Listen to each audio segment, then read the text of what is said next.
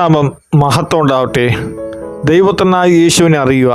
ലോകത്ത് എത്രയോ തവണ പറയുന്ന വാക്കാണ് യേശുവിനെ അറിയുക. ലോകത്ത് സമാധാനം അനുഭവിക്കാത്തവർ ഉണ്ടോ? നിങ്ങൾ ക്രിസ്തുവിനെ അറിയണം.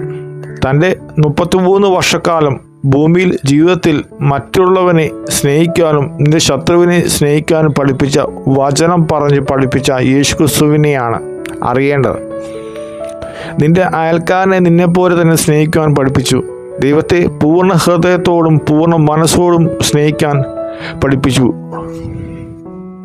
ഇതാണ് ഞാൻ പറയുന്ന യേശുവിനെ അറിയുക എന്ന് ഞാൻ പറഞ്ഞത്.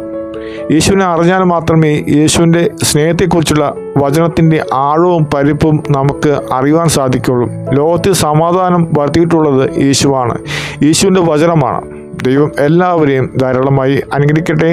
ആമേൻ.